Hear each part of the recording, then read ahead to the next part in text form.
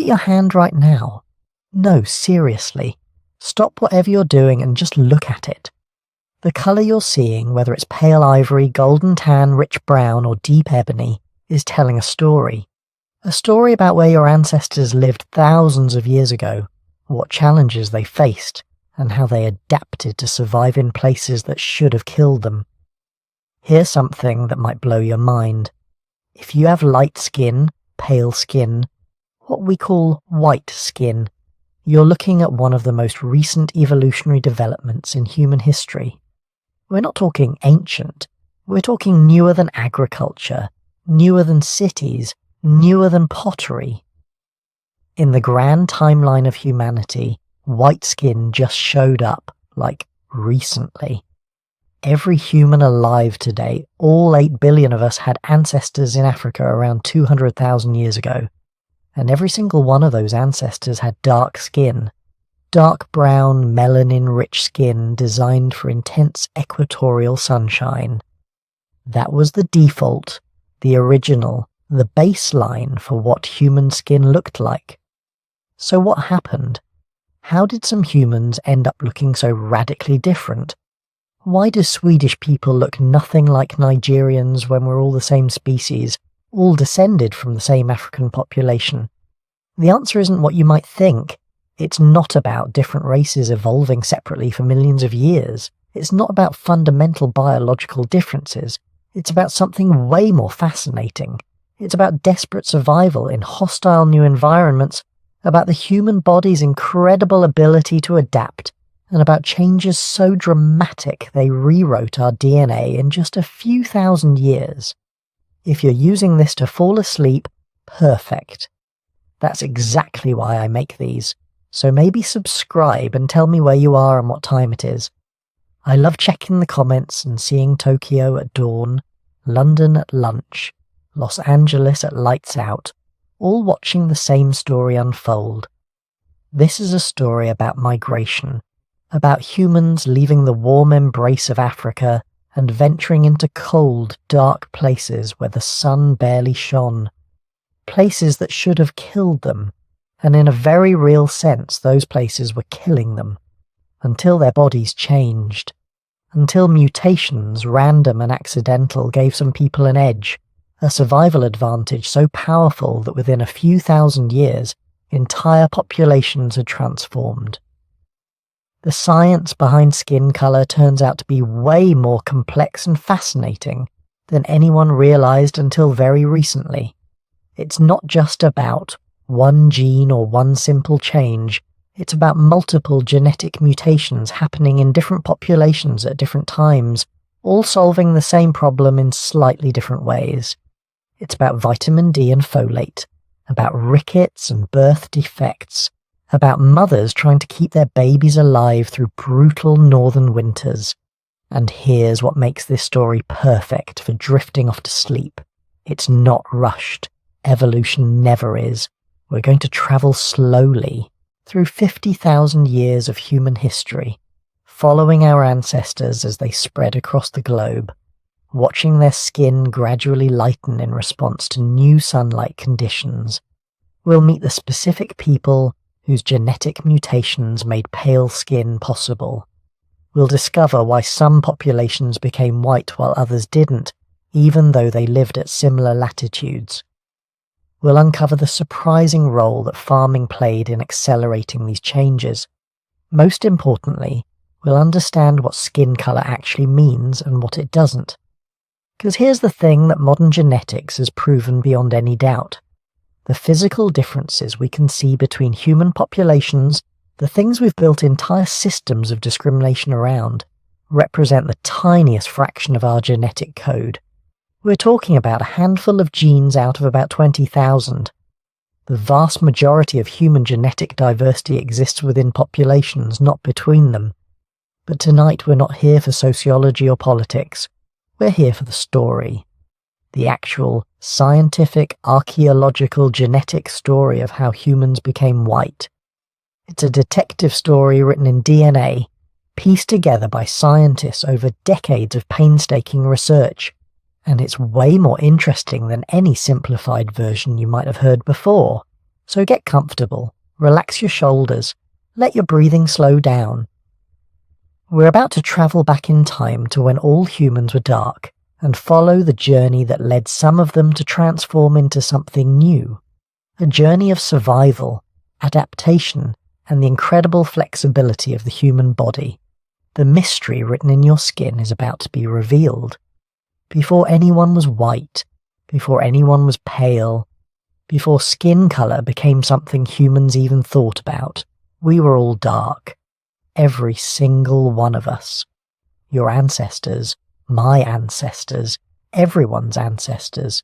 Around 300,000 years ago, in the sun-baked landscapes of Africa, modern humans emerged, and they all had one thing in common: dark brown skin, rich in melanin, perfectly adapted to the environment that created them. This wasn't random. Evolution doesn't do random when survival is on the line. Dark skin was the solution to a very specific problem, one that would kill you if you got it wrong: the African sun. Picture the world your earliest ancestors inhabited. Not the Africa of today, though parts of it remain similar, but the Africa of the Middle Pleistocene. Grasslands stretching to the horizon, broken by scattered acacia trees and rocky outcrops. The equatorial sun beating down with an intensity that's hard to comprehend if you've never experienced it. At noon, there's almost no shade. The sun is directly overhead, and UV radiation pours down like an invisible fire. This is where humans evolved, not in forests where thick canopies filter sunlight, not in temperate zones where clouds provide regular relief, but in the open savannas of equatorial Africa, where our ancestors had left the trees behind and were learning to walk upright across exposed grasslands. That upright posture changed everything. When our ape ancestors walked on all fours, most of their body surface was shaded by their own torso. The sun hit mainly their backs, and thick body hair provided additional protection. But when our ancestors stood up and lost most of their body hair, probably to improve cooling efficiency through sweating, they exposed massive amounts of skin directly to the sun. This created a crisis. UV radiation isn't just uncomfortable, it's destructive at the molecular level. It breaks chemical bonds, it damages DNA. Most critically for our ancestors, it destroys folate, a B vitamin absolutely essential for human survival. Folate does something remarkable. It protects DNA during cell division, especially during the rapid cell division that happens when embryos are forming. Without adequate folate, neural tubes don't close properly, spines don't form correctly, pregnancies fail. Even in adults, folate deficiency causes anemia, weakness, the inability to heal wounds properly. In the harsh environment of prehistoric Africa, folate deficiency was a death sentence. The African sun destroys folate.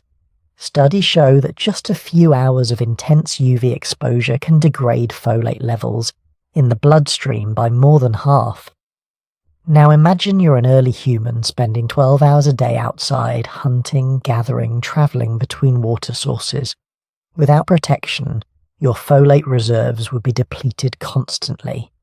Enter melanin, nature's perfect sunscreen. Melanin is a pigment produced by specialised cells called melanocytes in the deepest layer of your skin. It comes in different forms, but the most important for UV protection is eumelanin, the brown-black pigment that gives skin its darker tones. Eumelanin acts like billions of tiny umbrellas scattered throughout your skin, absorbing and dissipating UV radiation before it can penetrate to the deeper layers where blood vessels and DNA-rich cells reside. The more melanin you have, the more protection. Dark brown skin can absorb and neutralize UV radiation dozens of times more effectively than pale skin. It's not perfect, nothing in evolution is, but it's remarkably effective. Effective enough that early humans with darker skin could spend entire days under the African sun without suffering folate depletion.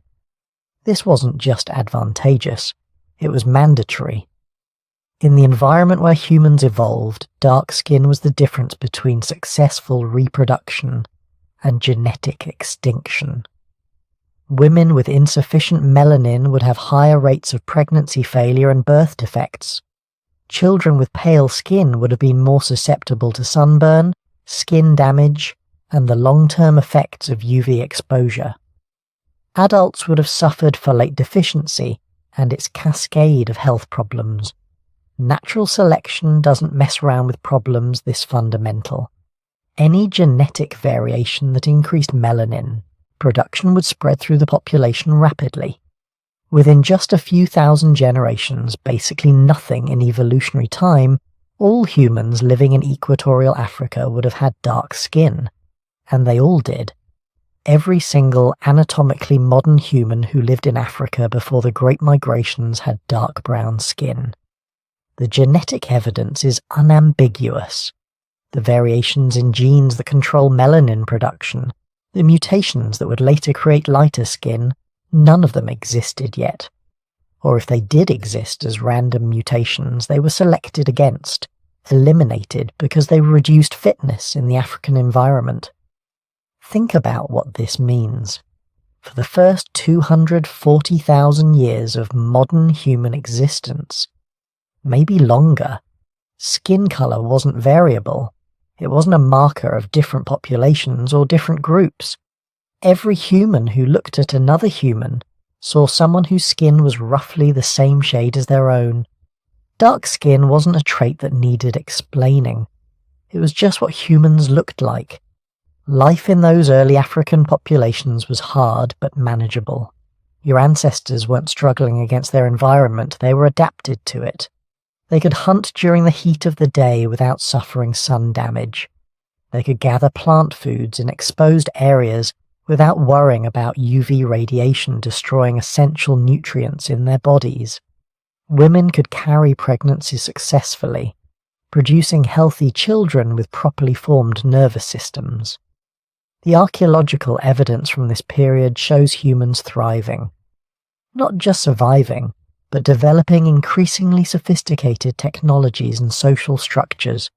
They were making specialized tools, hunting large game, gathering diverse plant resources. They were creating art, at least by 100,000 years ago, and probably earlier. They were developing the complex social networks that would eventually allow them to spread across the entire planet. And through all of this, through all these advances in technology and culture, their skin remained consistently dark. Because in Africa, under that intense equatorial sun, dark skin was simply what worked. But skin color does more than just protect folate. It's a balancing act, a compromise between competing needs. Because while UV radiation is dangerous, it's also essential. Humans need sunlight to produce vitamin D, a crucial nutrient for bone development, immune function, and dozens of other physiological processes. UV radiation hitting skin triggers a chemical reaction that synthesizes vitamin D. In equatorial Africa, this was never a problem. The sun is so intense that even heavily pigmented skin produces adequate vitamin D. Your dark-skinned ancestors got all the vitamin D they needed despite the UV-blocking properties of their melanin. The sun was strong enough to penetrate even nature's best sunscreen. This is the key point. In the environment where humans evolved, dark skin represented the optimal balance. Maximum protection from UV damage, but still enough UV penetration to maintain vitamin D production. It was the Goldilocks solution. Not too much UV getting through, not too little. Just right. Your earliest ancestors didn't think about any of this, of course. They didn't know about melanin or folate or vitamin D. They just lived under the African sun, generation after generation, shaped by forces they couldn't see or understand. But those forces were real, and they were powerful. They wrote the first chapter of human skin color in dark brown pigment. Then, around 60,000 years ago, some of those dark-skinned Africans did something unprecedented. they left. Small groups, probably just a few hundred individuals at first, crossed from Africa into the Arabian Peninsula and beyond. They carried with them all the genetic and cultural adaptations that had made them successful in Africa, including their dark skin. They didn't know it yet, but they were carrying an adaptation that was perfect for Africa and increasingly problematic for everywhere else they were about to go. The story of how human skin colour diversified, how some populations became pale while others remained dark, starts with this migration. With dark-skinned people walking into environments where darkness itself would become a liability. But we're getting ahead of ourselves. For now, rest in this knowledge that the deepest, oldest human adaptation, the one we all carried for hundreds of thousands of years, was dark skin. Rich, melanin-filled, sun-adapted, dark brown skin. Before we were anything else, before we were diverse, before we were scattered across the world, we were all dark. All children of the African sun, all carrying the same protective pigment our ancestors needed to survive in the place where humanity was born. That darkness isn't a variation or a deviation, it's the original human condition. The baseline from which everything else emerged, and in its own way, that's beautiful. We all start from the same place, painted in the same shades, protected by the same molecular shields our earliest ancestors evolved beneath the oldest human skies. So your ancestors survived the bottleneck. They made it through 117,000 years of near extinction. Their populations exploded, spreading across Africa, developing new technologies and complex social systems. For hundreds of thousands of years, they thrived in the continent where humanity was born. Then, around 70,000 to 100,000 years ago, something remarkable happened. A small group decided to leave. Not all humans, not even most humans, just a few hundred individuals who walked away from everything their ancestors had known and ventured into completely unknown territory. Why would anyone do this?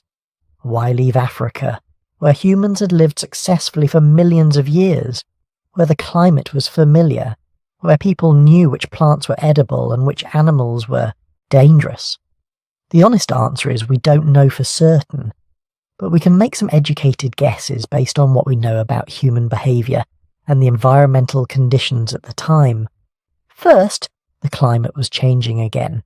Not catastrophically like during the bottleneck, but enough to matter. Africa was experiencing cycles of expansion and contraction in habitable zones.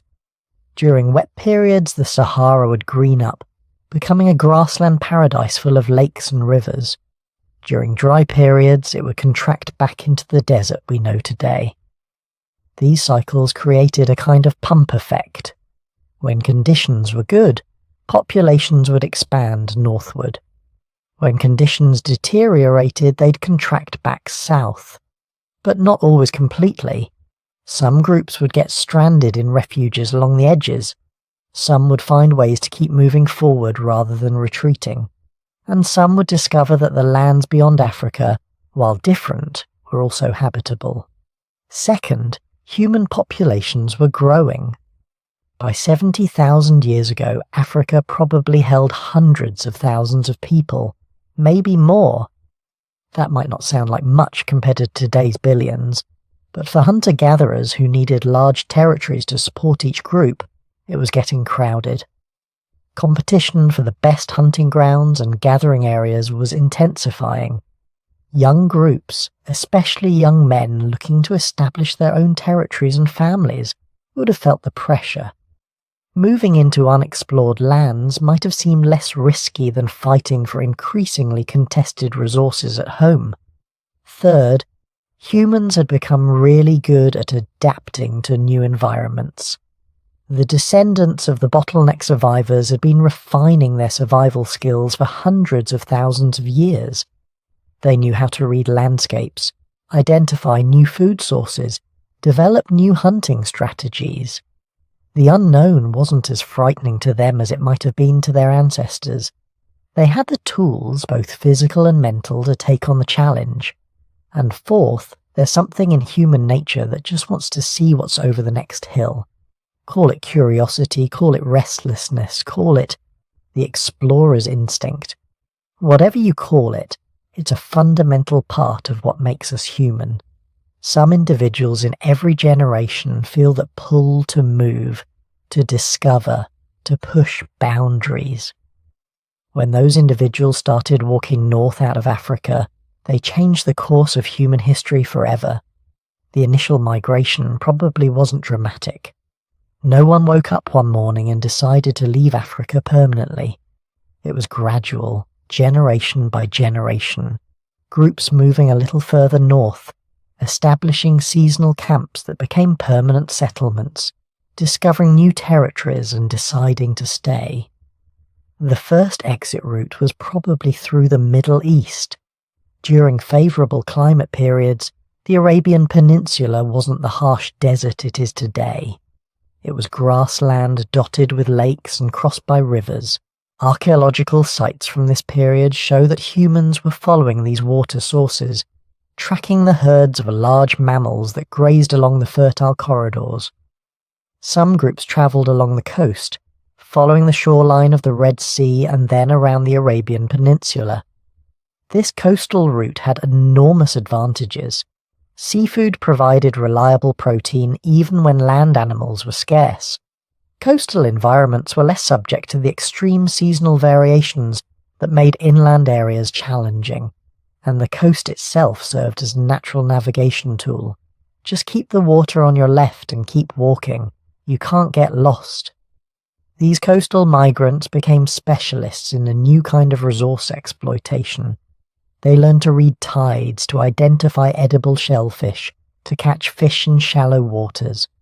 Archaeological sites along ancient coastlines, now submerged by rising sea levels, show evidence of sophisticated seafood processing.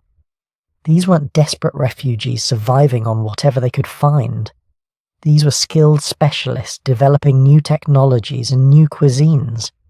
They were innovating, adapting, thriving in environments their ancestors had never known. Other groups moved inland, following river valleys into the heart of Asia. The route along the Persian Gulf, up the Tigris and Euphrates rivers into Mesopotamia and beyond, became a major highway for human migration. These river valleys were oases of fertility in otherwise challenging landscapes. They provided water, game, edible plants, and natural pathways through mountains and deserts that would have been impassable otherwise. But here's where things get interesting. These migrants were walking into a world that already had people in it. Remember those Neanderthals and Denisovans we talked about? The descendants of the post-bottleneck populations that had left Africa hundreds of thousands of years earlier. They were still around, still thriving in Europe and Asia, and they weren't necessarily happy about new arrivals moving into their territories. The archaeological record shows that modern humans and Neanderthals coexisted in the Middle East for thousands of years. Not necessarily peacefully, not necessarily as enemies, but definitely interacting. We know they interbred because modern humans of European and Asian descent carry Neanderthal DNA. Those genetic encounters probably represented everything from violent conflict to peaceful trade relationships, to romance and marriage between groups. The Denisovans were out there too, spread across Asia from Siberia to Southeast Asia. Modern humans encountered them in multiple locations over thousands of years. Like the Neanderthals, Denisovans also interbred with modern humans. Their genetic legacy survives in modern Asian, Australian and Pacific Island populations.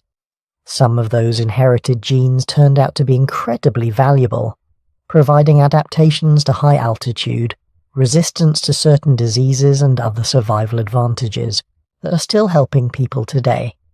As modern humans continued spreading, they encountered an astonishing variety of environments.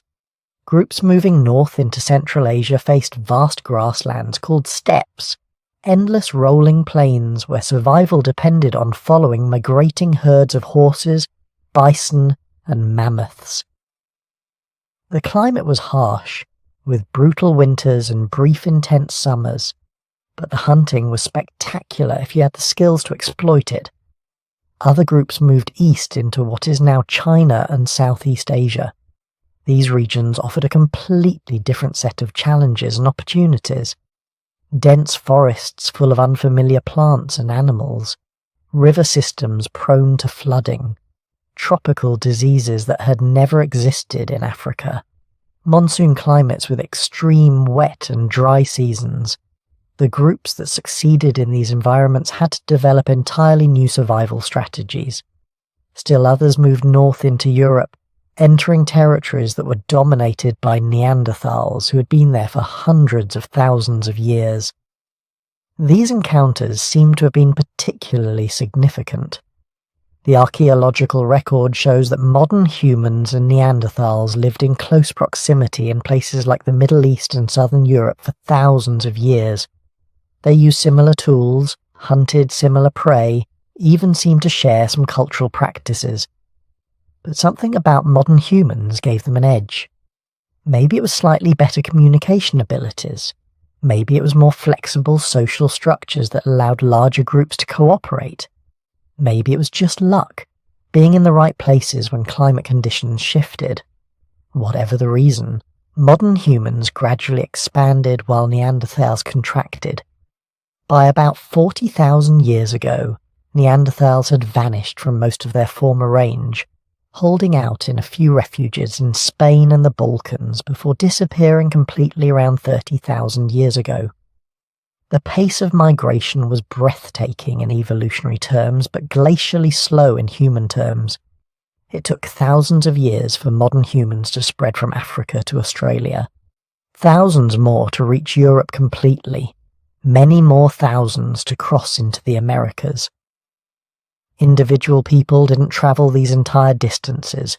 It was a multi-generational relay race, with each generation moving a little further into new territories, establishing new settlements that became jumping-off points for the next wave of explorers. And with each new environment, natural selection was at work. The humans who left Africa carried with them the same dark skin that had protected their ancestors from intense tropical sunlight for millions of years.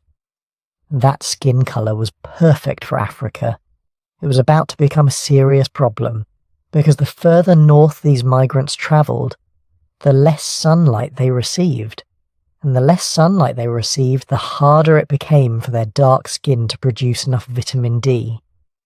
This was setting up a biological crisis that would fundamentally change what humans looked like. But before we get to that crisis and how humans solved it, take a moment to imagine what these first migrants experienced. Leaving behind everything familiar, walking into landscapes no human had ever seen, encountering animals that had never learned to fear people, tasting plants that no human tongue had ever touched, finding rivers that no one had named, mountains that no one had climbed. Every day brought something new. Every season presented different challenges. These weren't just survivors, these were pioneers, pushing humanity into every corner of the inhabitable world. And they were still changing, still evolving, still adapting to whatever challenges their new homes presented. The stage was set for one of the most dramatic transformations in human history. The loss of the very thing that had defined humans since the beginning, their dark skin. So your ancestors made it north, out of Africa, across the Middle East, and eventually into Europe and Central Asia. They were carrying the same dark skin that had protected their African ancestors for millions of years. Beautiful melanin-rich skin perfectly adapted for life under the African sun. And that skin was about to become a death sentence. Here's the thing nobody tells you about human migration. It's not just about finding new territory and figuring out how to hunt different animals. It's about your body suddenly being in an environment it was never designed for. And for dark-skinned humans moving into northern latitudes, the most critical challenge wasn't the cold, wasn't the different food sources, wasn't even the Ice Age megafauna. It was something much more invisible, much more insidious. It was sunlight, or rather, the lack of it. Let's talk about vitamin D. And before your eyes glaze over because this sounds like a supplement commercial, understand this. Vitamin D isn't really a vitamin at all. It's a hormone. A crucial hormone that your body manufactures when ultraviolet B rays from the sun hit your skin. Without it, you don't just feel a little tired or get sick more often. Without it, your body fundamentally stops working properly. Vitamin D regulates calcium absorption. Without adequate vitamin D, your body can't pull calcium from your food into your bloodstream. And without calcium, your bones don't mineralize properly. They stay soft, weak, prone to deformity and fracture. In children, this causes a disease called rickets, legs that bow outward under the weight of the growing body, ribs that develop abnormal bumps and depressions, skulls that soften and deform, spines that curve and compress. In adults, the condition is called osteomalacia. Your existing bones start losing their mineral content, becoming progressively weaker even without any obvious injury. Fractures happen from normal activities, bones ache constantly, muscles weaken because calcium is also essential for muscle contraction, but it gets worse, much worse. Vitamin D is critical for immune function. Without it, your body's ability to fight infections plummets. People with severe deficiency get sick constantly, and they don't recover properly. Wounds don't heal. Respiratory infections that would be minor annoyances become life-threatening illnesses. In the dangerous, disease-ridden environments of prehistoric Europe and Asia, this alone would have been devastating. The hormone also regulates cell growth and helps prevent runaway cellular proliferation. People with chronic vitamin D deficiency show increased rates of various cancers. Their cardiovascular systems don't function optimally. Their brains don't produce neurotransmitters efficiently, leading to depression, cognitive impairment, and developmental delays in children.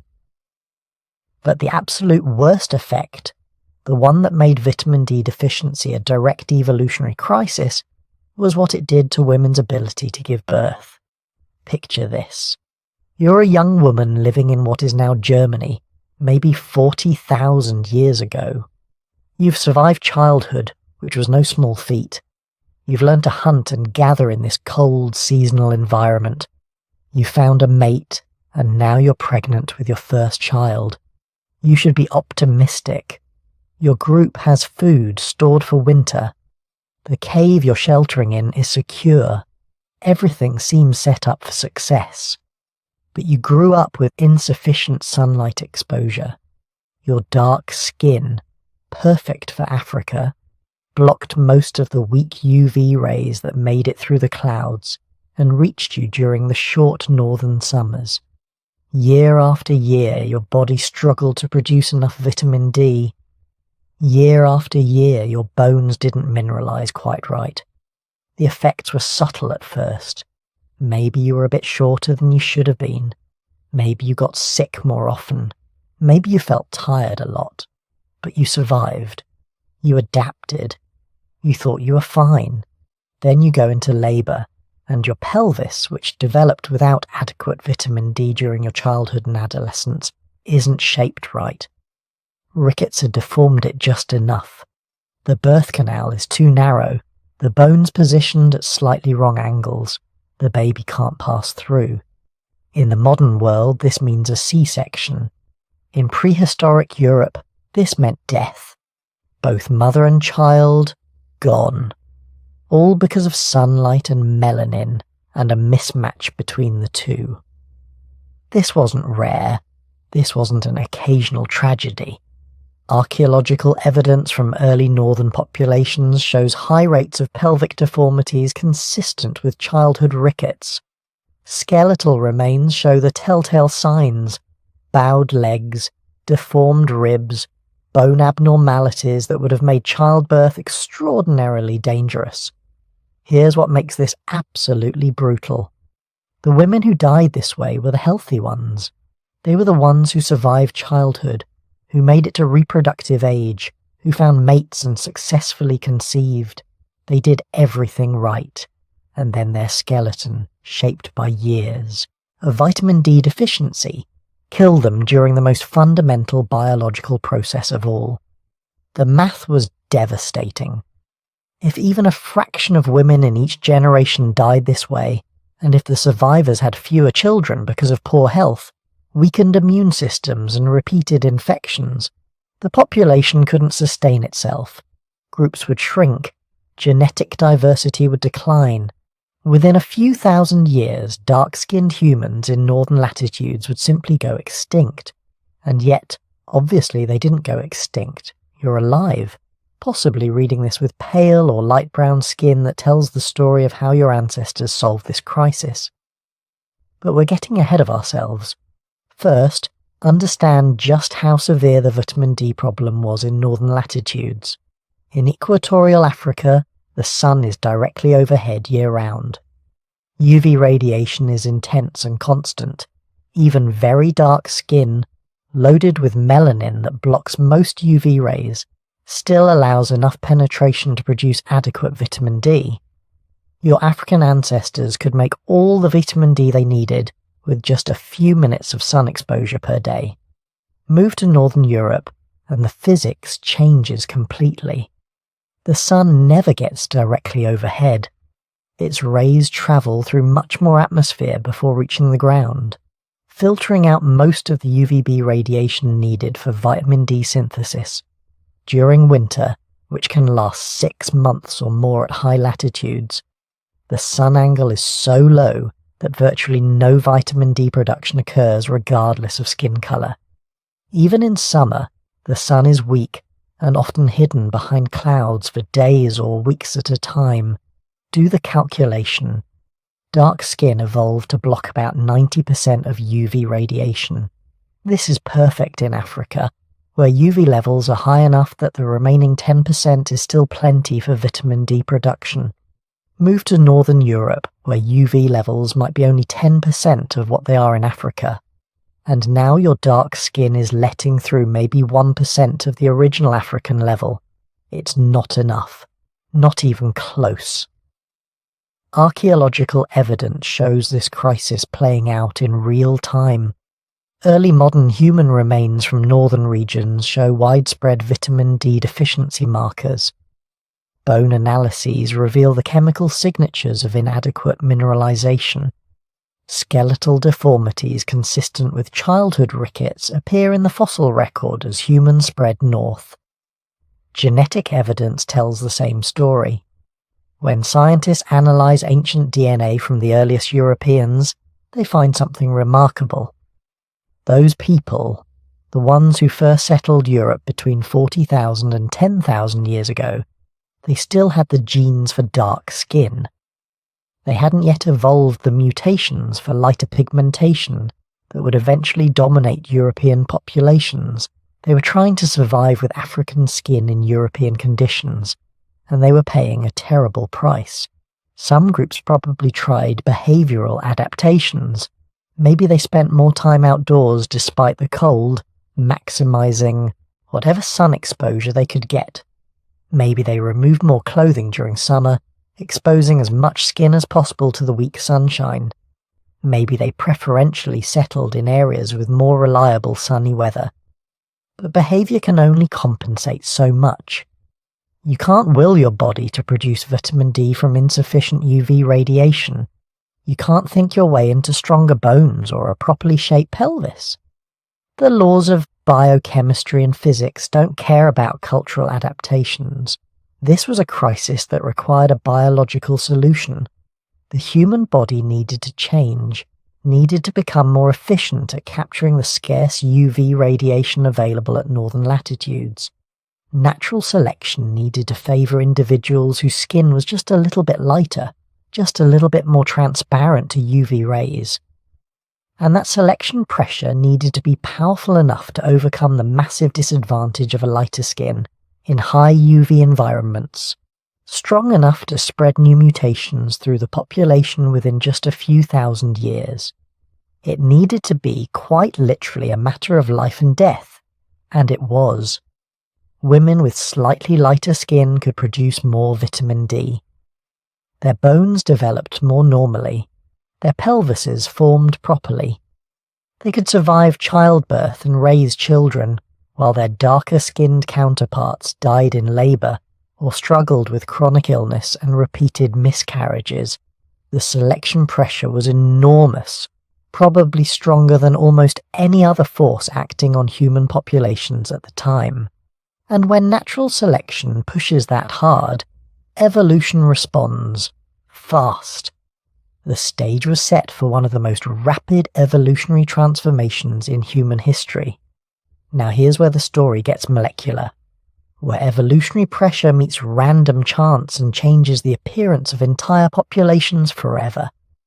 Your ancestors are living in Northern Europe and Northern Asia. They've been there for thousands of years, struggling with the vitamin D crisis, losing children to rickets and birth complications. Natural selection is screaming for a solution. But evolution doesn't plan. It doesn't design. It just waits for random mutations and then decides which ones get to survive. And then, in some individual whose name we'll never know, in some group whose location we can only guess at, a copying error happened. Deep in the genetic code, in a gene called SLC24A5, a single letter changed. One nucleotide out of 3 billion, the molecular equivalent of a typo in an encyclopedia. This gene codes for a protein involved in melanin production, the pigment that makes skin dark. And this one tiny change, this single letter substitution, reduced melanin production by about 30 to 40%. The person born with this mutation would have been noticeably lighter than their parents. Not white like modern Northern Europeans, but distinctly paler. Different enough to be remarkable in a population where everyone else was dark brown or black. In most places, at most times in human history, this mutation would have meant nothing. Maybe a slight disadvantage, actually, since lighter skin is more vulnerable to sun damage.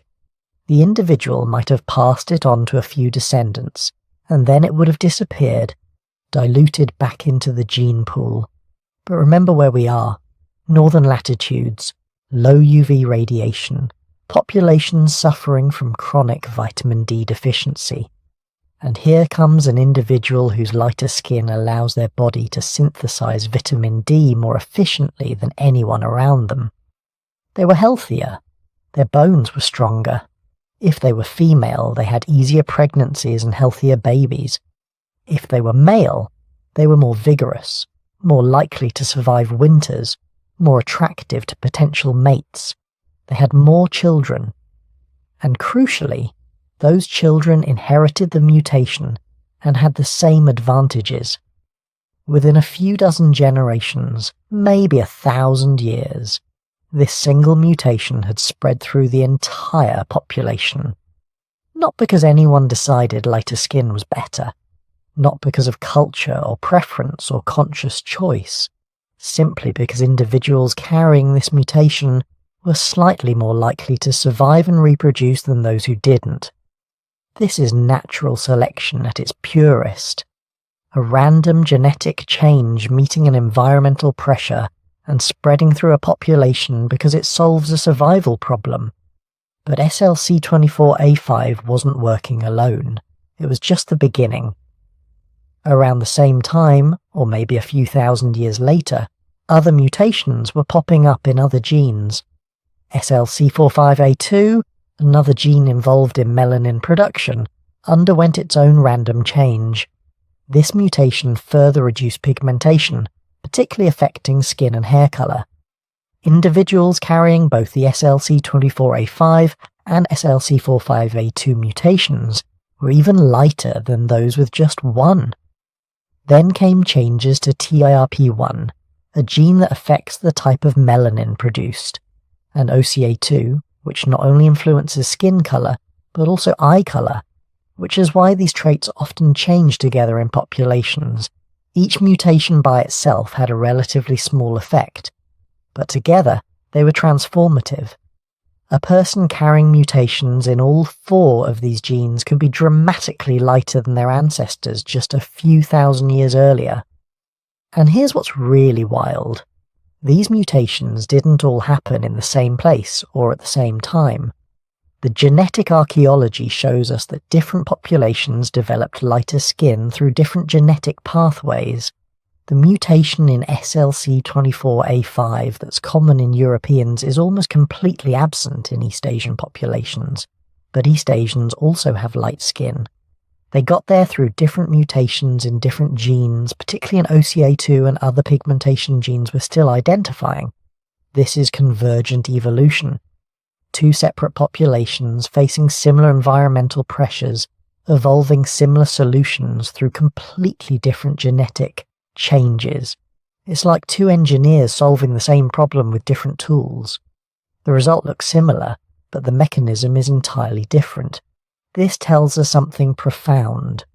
The shift to lighter skin in northern populations happened independently, multiple times, in multiple places. It wasn't a single event that spread around the world. It was a universal response to the same environmental pressure, evolution finding the same solution again and again because it worked. Now, let's talk about timescales, because this is where the story gets really interesting. These mutations are recent, shockingly recent in evolutionary terms. The SLC24A5 mutation, that's nearly universal in modern Europeans, shows signs of positive selection, starting only about 10,000 to 20,000 years ago. Some estimates put it even more recently, perhaps as little as 6,000 to 8,000 years ago. Think about what this means. 20,000 years ago, even the populations living in northern Europe probably still had relatively dark skin. Not as dark as equatorial Africans, maybe, but much darker than modern Europeans. The pale skin we associate with northern Europeans today is a very recent innovation, newer than pottery, newer than agriculture in many regions, newer than most of the major human migrations. We have physical evidence supporting this timeline. The oldest intact European genome we've sequenced, from a man who lived in Spain about 7,000 years ago, shows he had dark skin and blue eyes. A combination that seems strange to us today but was probably common in ancient Europe. He carried the genes for blue eyes, which had evolved earlier, but not yet the mutations for pale skin. This means skin colour changed faster than almost any other human trait we can measure. Within just a few hundred generations, populations went from dark brown to pale. That's evolutionary lightning speed. Why so fast? Because the selection pressure was intense. In northern latitudes with limited sunlight, the vitamin D crisis wasn't just making life uncomfortable. It was killing people, specifically killing pregnant women and young children at rates high enough to create massive evolutionary pressure. Any mutation that improved vitamin D synthesis, even slightly, provided enormous survival advantages. Individuals carrying these mutations might have had 10, 20, maybe 30% higher reproductive success than those without them. Over just 100 generations, that kind of selection pressure can completely transform a population's appearance. But here's what really matters, what you need to understand as you drift off to sleep tonight. These changes involved a tiny number of genes. Current research suggests that the vast majority of skin colour variation in modern humans is controlled by somewhere between 15 and 30 genes. Probably fewer than 20 account for most of the visible differences. Out of approximately 20,000 genes in the human genome, maybe 20 control skin colour, that's 0.1%. 0.1% of your genetic code determines whether you have dark skin or light skin. Put another way, a person with very dark skin and a person with very pale skin are genetically identical at 99.9% of their genes. The visible difference that seems so significant, that has caused so much social division and conflict throughout history, is the result of tiny tweaks to a microscopic fraction of the human genome. These are superficial adaptations, literally superficial, affecting only the surface of the body. They're no different in principle from the genes that determine whether you have attached or detached earlobes, whether you can roll your tongue, whether you have wet or dry earwax. Just minor variations in a species that is fundamentally, genetically, almost completely identical across all populations. The mutations that change skin colour didn't affect intelligence, personality, or capability. They couldn't have. Those traits are controlled by thousands of genes working in complex networks. You can't change them with a handful of mutations affecting pigment production in skin cells. What changed was melanin production. Nothing more, a simple biochemical adjustment to a single physiological system made necessary by changes in UV radiation exposure. An evolutionary adaptation as straightforward and uncomplicated as developing darker fur in forest animals or lighter feathers in Arctic birds. But unlike those animals, humans built entire social hierarchies around these superficial variations. We created categories, invented meanings, constructed elaborate mythologies to explain differences that were actually just simple adaptations to sunlight levels. We turned a minor biochemical adjustment into something we imagined was profound and fundamental. The genetics tells a different story. It says these changes were recent, superficial, and evolved independently in multiple populations through different mutations. It says skin colour is one of the least important ways that humans vary. It says we've been fighting for thousands of years over something that matters, genetically speaking, about as much as eye colour or hair texture.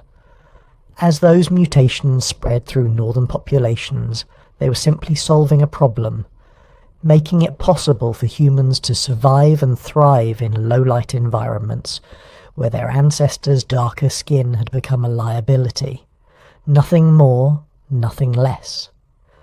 But the story wasn't quite finished, because something else was about to happen that would accelerate these changes even faster, spreading pale skin across northern populations in just a few thousand years. Something that would transform human society and, unexpectedly, human appearance along with it. The agricultural revolution was coming, and it was about to change everything, including the colour of human skin. But then everything changed again, and this time it wasn't climate, it wasn't migration, it was something humans did to themselves, completely by accident. Around 10,000 years ago, in a handful of locations scattered across the globe, people made a decision that would transform our species forever. They stopped hunting and gathering. They started farming. Now, this sounds like progress, right?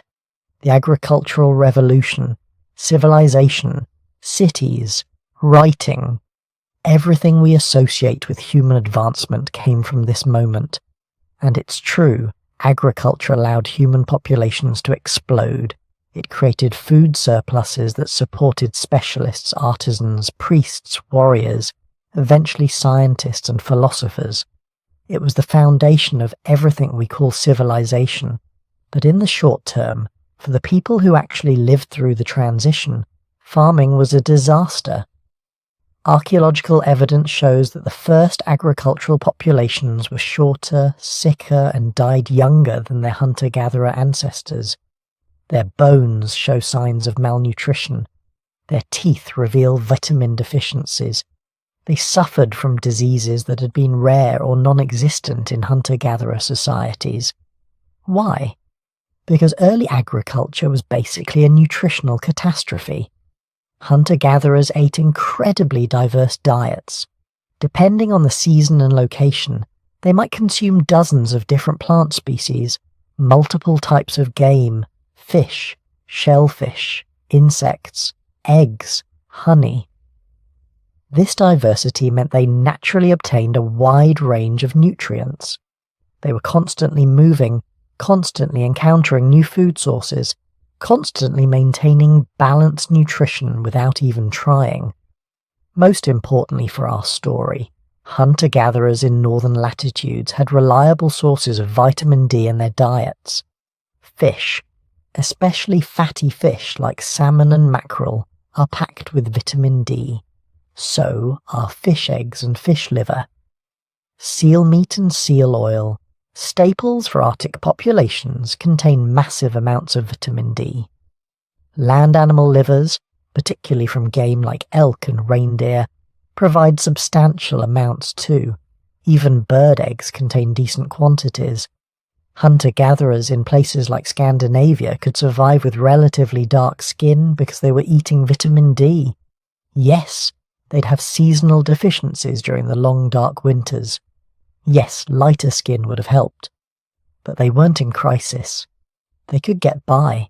Their children might not have optimal bone development, but they'd survive. Then came farming. And suddenly this dietary safety net vanished. The first agricultural populations didn't farm everything. They couldn't. Agriculture emerged independently in different regions, and in each place people domesticated whatever plants grew best in their local environment. In the Middle East it was wheat and barley, in China rice and millet, in Mesoamerica corn and beans, in Africa sorghum and yams. But here's what's crucial. None of these staple crops contain meaningful amounts of vitamin D. Plants don't make vitamin D, only animals do, and even then, only certain tissues. When you base your entire diet on cultivated grains and vegetables, you're essentially cutting yourself off from dietary vitamin D entirely. The early farmers of the Middle East weren't too badly affected because they were still living in relatively sunny regions. But when agriculture spread north into Europe, carried by migrating farming populations, the vitamin D crisis became acute. Imagine this. You're living in what's now Germany or Poland. It's 8,000 years ago. Your ancestors just arrived from the south, bringing domesticated wheat and barley. For the first time in human history, you can stay in one place year-round. You clear forests, plant fields, build permanent settlements. But your diet has gone from varied, with fish, game, wild plants, and seasonal diversity, to monotonous. Bread, porridge, maybe some vegetables if you're lucky, a bit of meat on special occasions, but nothing like the amounts hunter-gatherers consumed, and crucially, almost no fish. Agricultural populations settled inland, away from coasts and rivers, because that's where the best farming land was. Within a generation or two, the children are suffering. Rickets becomes epidemic. You're watching kids grow up with bent legs, deformed spines, weakened bones that fracture easily. Mothers are dying in childbirth because their pelvises never developed properly. Infants are dying from seizures caused by calcium deficiency. And remember, you're living at 50 degrees north latitude. In winter, the sun barely gets above the horizon. Even when it's out, it's too weak to trigger vitamin D synthesis in dark skin. You might get adequate sun exposure for 3 or 4 months per year. That's it. Under these conditions, the selective pressure for lighter skin didn't just increase, it exploded. This wasn't gradual anymore. This was a crisis happening in real time. Women with slightly lighter skin could synthesize vitamin D more efficiently. Their children had stronger bones. Their daughters survived childbirth more often. Their grandchildren were more numerous. The genetic evidence shows exactly what you'd expect from this kind of intense natural selection. The genes associated with light skin in Europeans, particularly the variants in SLC24A5 and SLC45A2, show what geneticists call signatures of recent positive selection. These genes that swept through European populations incredibly quickly, far faster than random genetic drift would predict. We can actually calculate how fast. Based on the prevalence of these variants in modern populations and the rate of genetic change, researchers estimate that light skin genes went from rare to nearly universal in European farming populations in just 3,000 to 5,000 years. That's maybe 150 to 250 generations. In evolutionary terms, that's not change. That's a transformation. But here's what makes this story even more fascinating. We know this happened because we can compare the genomes of ancient Europeans from different time periods. Thanks to improvements in ancient DNA extraction, researchers have sequenced DNA from European skeletons ranging from 40,000 years ago to just a few centuries ago. And what they found was stunning. European hunter-gatherers, the people who lived in Europe before agriculture arrived, were dark-skinned. Not African dark necessarily, but significantly darker than modern Europeans. A famous example is Cheddar Man, a hunter-gatherer who lived in Britain about 10,000 years ago. Genetic analysis of his remarkably well-preserved remains shows he had dark skin, dark hair, and blue eyes. That combination looks unusual to us now, but it was probably common among pre-agricultural Europeans. These people had been living in Europe for thousands of years. Some of their ancestors had been there since the initial human migrations 40,000 years ago. They'd had plenty of time to evolve lighter skin if there was strong selective pressure for it. But they hadn't, because they didn't need to. Their fish-rich diets provided adequate vitamin D. Then farming arrived, brought by migrating populations from the Middle East. These early farmers were already somewhat lighter skinned than Africans, having lived in the Middle East for thousands of years. But they weren't as light as modern Europeans either. The really dramatic skin lightening happened after they reached northern Europe, and their vitamin D-rich foods disappeared from their diets. The genetic evidence shows that modern Europeans are a mixture of three ancestral populations: the original dark-skinned hunter-gatherers, the early farmers from the Middle East, and later Bronze Age migrants from the steppes. But the light skin genes swept through all three groups once they were living on grain-based diets in northern latitudes. It didn't matter what your ancestral population was.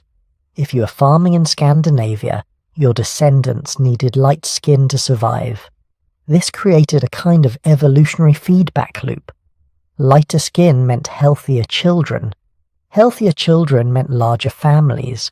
Larger families meant agricultural villages could grow and expand. Successful farming communities could support more people, which meant more opportunities for light-skin genes to spread through reproduction and into marriage. Within just a few thousand years, the genetic landscape of Europe had been completely transformed. The same thing was happening in northern Asia, though through different genetic pathways. Agricultural populations in China, Korea, and Japan developed their own light-skin variants, mutations in different genes that achieve similar results. The speed of this change tells us something profound about human evolution.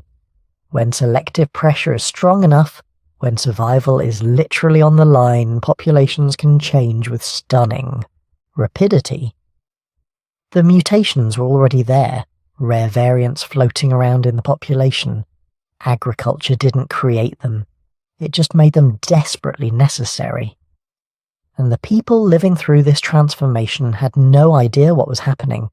They didn't understand genetics or vitamin D or natural selection. They just knew that some families seemed healthier than others, that some women's children survived while others didn't, that over generations people were gradually, mysteriously becoming paler. But they could see the results. Within a few thousand years, the northern populations had shifted from predominantly dark to predominantly light. The mutation that had been slowly spreading through hunters became a survival necessity for farmers, and agriculture kept spreading, carrying light skin genes further north and east with each generation of wheat and barley farmers pushing into new territories. This is why skin colour changed so much faster than we'd expect from sun exposure alone. It wasn't just about adapting to less sunlight, it was about adapting to less sunlight while eating a diet that contained almost no vitamin D. Agriculture didn't just change where humans lived, it changed what humans ate, and that dietary change created selective pressures more intense than anything climate alone could produce. The people who survived were the ones whose genes allowed them to synthesize vitamin D from the weak northern sun. The ones who could feed their children on grain and still build strong bones. The ones who could farm in forests and survive. They became us. Pale-skinned farmers spreading across the north, transforming the genetic landscape of entire continents in just a few thousand years. All because someone decided that planting seeds was easier than hunting deer. Here's where the story gets really interesting. You might think that pale skin evolved once, that there's a single genetic change that turns some humans from dark to light. But you'd be wrong. Evolution doesn't work that neatly, and human migration patterns were far more complex than a simple linear progression. The truth is, pale skin evolved multiple times, in different places, through completely different genetic pathways. This is what biologists call convergent evolution, the same solution arising independently in response to the same problem, like how wings evolve separately in birds, bats, and insects. Similar outcome, completely different mechanisms, the same environmental pressure, low UV radiation, was selecting for lighter skin across multiple human populations. But the genetic mutations that created that lighter skin were different in almost every case. Let's start with the population you probably think of first, the Europeans. When modern humans first arrived in Europe around 45,000 years ago, they encountered a landscape unlike anything their ancestors had ever experienced. Long winters, with barely any sunlight, short summers where the sun hung low in the sky even at noon, cloud cover that could last for weeks. And remember, these weren't just any humans. These were people whose ancestors had been perfecting dark skin in Africa for hundreds of thousands of years. They carried multiple genes that produced high levels of melanin, genes that had kept their ancestors safe from UV damage for millennia. But now those genes were killing them. Not quickly, not obviously, but generation by generation, women who couldn't produce enough vitamin D struggled to give birth. Children whose bones didn't mineralize properly died in infancy, or grew into adults too weak to hunt effectively. The selection pressure was intense and immediate. Within a few thousand years, mutations that reduced melanin production began spreading through European populations. The primary mutation was in a gene called SLC64V5. This gene controls an ion channel in melanocytes, the cells that produce melanin. The ancestral version of this gene, the one that all humans carried when they left Africa, produces high melanin levels. But a single base pair change, just one letter in the genetic code altered, reduced melanin production dramatically. People carrying 2 copies of this mutated gene, one from each parent, had significantly lighter skin than their ancestors, and crucially, they produced enough vitamin D to survive northern winters. This mutation arose somewhere in the Middle East or southern Europe around 20,000 to 30,000 years ago. We're not exactly sure where or when, because genetic dating has margins of error. But we know it spread explosively. Within 10,000 years, nearly every person in Europe carried at least 1 copy. Within 20,000 years, nearly everyone carried 2. But here's what's fascinating. That same mutation, SLC24A5, is almost completely absent in East Asian populations. The people who migrated into China, Korea, Japan, and Southeast Asia faced the same vitamin D crisis as Europeans. They moved into northern latitudes with low UV radiation. Their dark-skinned ancestors struggled with the same health problems, but they solved the problem differently. East Asian populations developed pale skin through mutations in completely different genes. The primary ones are EDAR and OCA2, along with several others that we're still identifying. These genes affect melanin production through different cellular pathways than SLC24A5. They're like solving the same math problem using different equations. You get to the same answer, but you took a different route. EDA is particularly interesting because it doesn't just affect skin color, it also influences hair thickness, tooth shape, and sweat gland density. This suggests that the mutation that lightened East Asian skin might have originally been selected for something else entirely. Maybe better cold weather adaptation through thicker hair and different sweat responses. The skin lightening might have been a side effect that turned out to be advantageous for vitamin D production. The genetic evidence shows this mutation arising in East Asia around 20,000 to 30,000 years ago, roughly the same time frame as the European mutations, but completely independently. Two populations separated by thousands of miles, both evolving paler skin through different genetic mechanisms in response to the same environmental pressure. But evolution doesn't follow simple rules, and human skin color doesn't fall into neat categories. Some populations thoroughly disprove the simple equation of northern latitude equals pale skin. Consider the Inuit peoples of the Arctic. They live at some of the highest latitudes on Earth. Parts of Greenland, northern Canada, and Alaska barely see the sun for months during winter. By all logic, they should have evolved the palest skin of any human population, but they didn't. Traditional Inuit populations maintained relatively dark skin despite living in one of the lowest UV environments on the planet.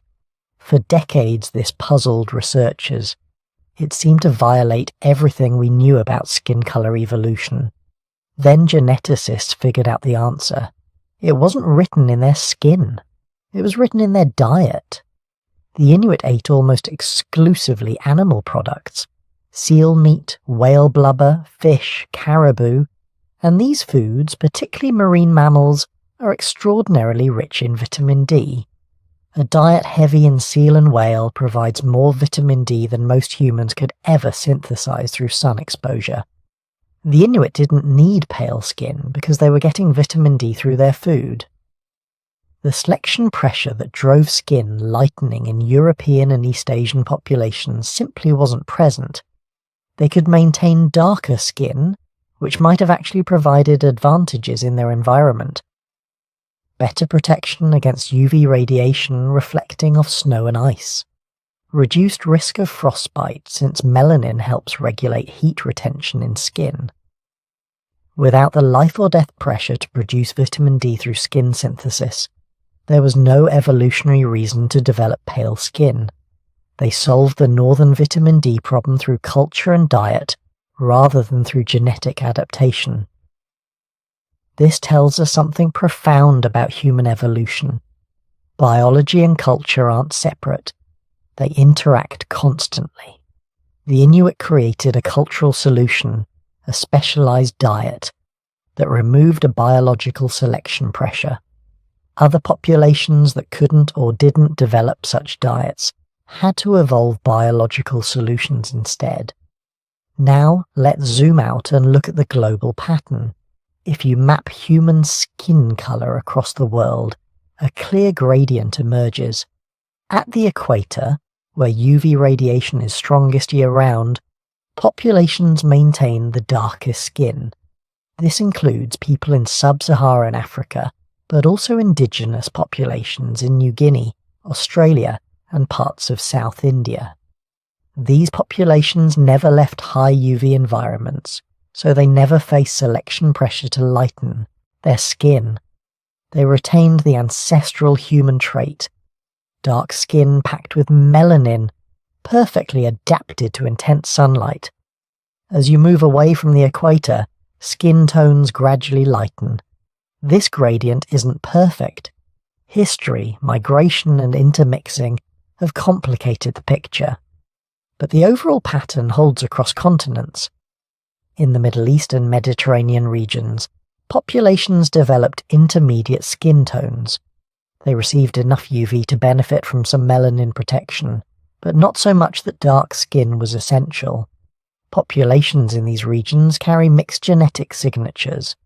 Some genes for light skin from European lineages, some genes for darker skin from African lineages. The result is the olive and tan complexions characteristic of Mediterranean, Middle Eastern and North African populations. South Asia shows a similar pattern, but with even more complexity. Northern Indian populations tend to be lighter skinned than southern populations. This follows the latitude gradient, but it's also influenced by thousands of years of migration and mixing, waves of people moving in from Central Asia, Iran, and other regions, intermarrying with indigenous populations, creating genetic mosaics. Some individuals carry light skin genes from both European and East Asian lineages, plus dark skin genes from ancestral populations. The result is one of the most diverse ranges of skin tones anywhere in the world, all within a single geographic region. Central Asia presents another fascinating case. Populations there show evidence of genetic mixing between European, East Asian, and Middle Eastern lineages. They carry SLC24A5 mutations from the west, EDR mutations from the east, and various intermediate genes from populations that never fully lightened. This mixing created populations with skin tones that don't fit neatly into simple categories. Not quite as pale as Northern Europeans, not as light as East Asians, but distinct from both. The Americas add yet another layer of complexity. When humans first crossed into the Americas around 15,000 to 20,000 years ago, they carried East Asian genetic signatures. They had already evolved lighter skin through the EDAR and related mutations. But then something interesting happened. As they spread through the Americas, they encountered a huge range of environments, from Arctic tundra to tropical rainforests, from high-altitude mountains to coastal lowlands. Different selection pressures in different environments began pushing skin colour in different directions. Populations that remained in northern regions maintained relatively light skin. Those who moved into equatorial regions like the Amazon began evolving darker skin again. They were reinventing protection against high UV radiation. By the time Europeans arrived in the Americas, indigenous populations displayed a wide range of skin tones. Inuit peoples in the Arctic maintained moderate pigmentation. Populations in temperate North America had light to moderate skin. Groups in Mexico and Central America showed more pigmentation, and Amazonian peoples had developed quite dark skin, approaching African levels in some cases. All of this happened in less than 20,000 years, a blink of an eye in evolutionary terms, but fast enough to create visible differences in response to local environmental pressures. Then came the modern era, the age of exploration, colonization, and mass migration. People from every corner of the world began moving, mixing, having children together. European genes flowed into the Americas, Africa, and Asia. African genes spread to the Americas and Europe. Asian genes reached everywhere. This mixing created populations with unprecedented genetic diversity.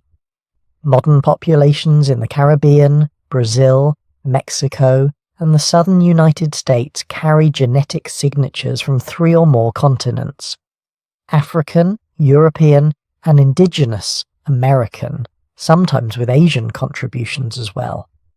The resulting range of skin tones is extraordinary. Within a single family, siblings can have dramatically different colouring depending on which combination of genes they inherited. This mixing is still accelerating. Every generation sees more genetic exchange between populations that evolved separately for tens of thousands of years. We're creating a global human population with unprecedented genetic diversity. But here's what's beautiful about all this complexity. Despite the different paths, the different mutations, the different timescales, we're all connected. Every human alive today is descended from those African ancestors who first developed dark skin as protection against the sun.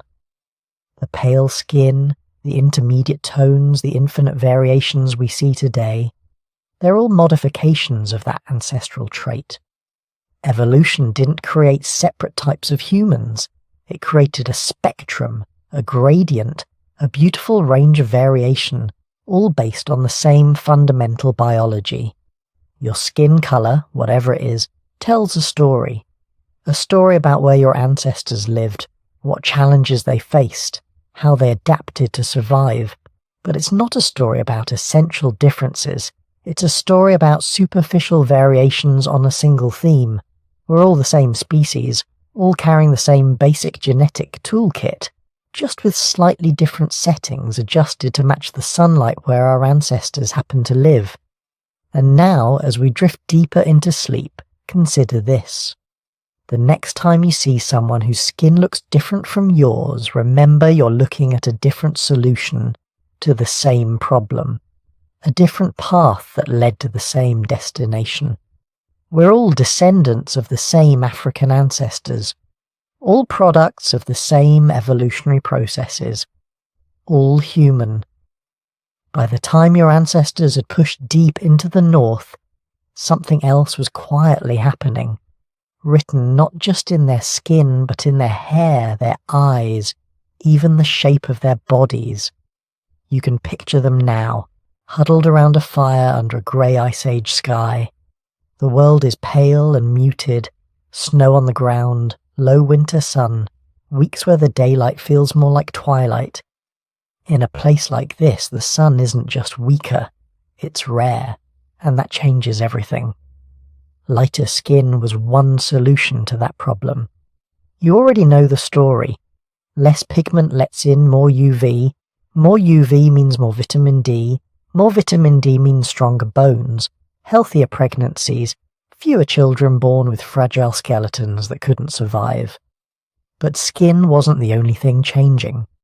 In Europe, another set of traits began to spread, like branches growing out from the same evolutionary trunk. Not exactly the same process, not exactly the same genes, but responding to the same harsh, low-light world. Let's start with the eyes.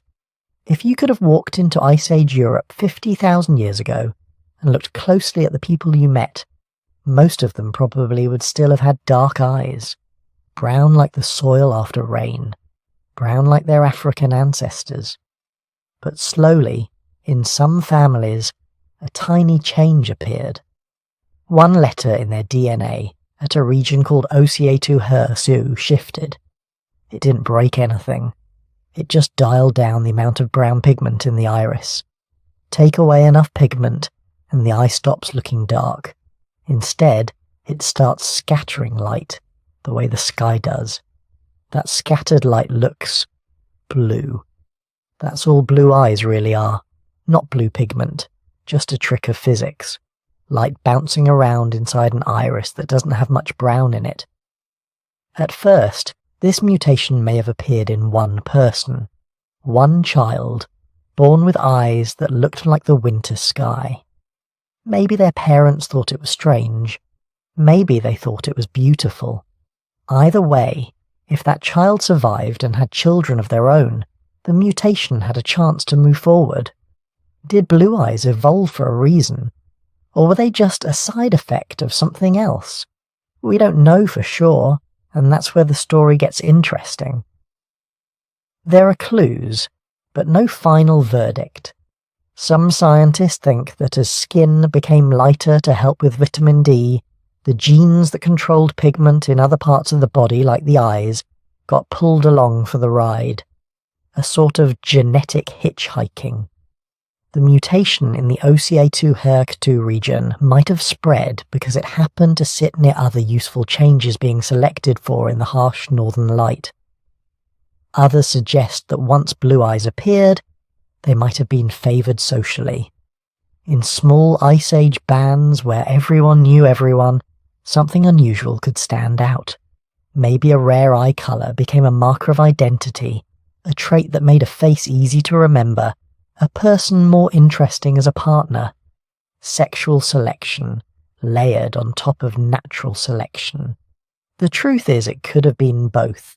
A mutation that drifted in on the tide of skin lightening and then stayed because, for whatever cultural or psychological reason, people who had ended up leaving more children. And it wasn't just blue.